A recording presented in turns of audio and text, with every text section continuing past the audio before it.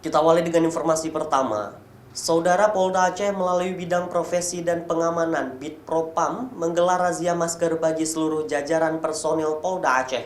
Razia tersebut dilakukan untuk menertibkan personil yang tidak mematuhi protokol kesehatan pencegahan COVID-19.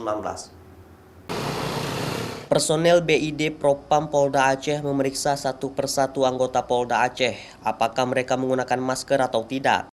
Bagi anggota yang tidak menggunakan masker saat masuk ke Polda Aceh ini ditindak secara administrasi dan diberikan teguran. Selain dicatat identitas, mereka juga dihukum secara fisik dengan cara membersihkan halaman Polda Aceh.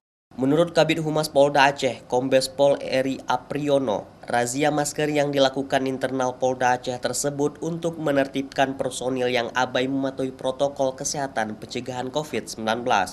Polda Aceh beralasan personil kepolisian harus memberikan contoh kepada masyarakat dalam disiplin menerapkan protokol kesehatan pencegahan COVID-19.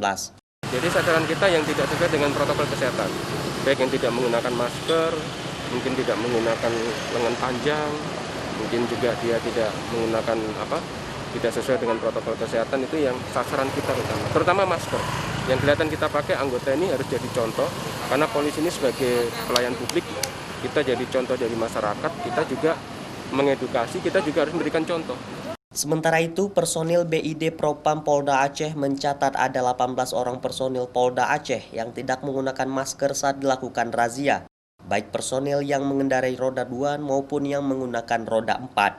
Polda berharap para personil di bawah jajaran Polda Aceh disiplin dalam menerapkan protokol kesehatan di tengah semakin meningkatnya angka positif COVID-19 di Provinsi Aceh. Mustajab, Kompas TV, Banda Aceh.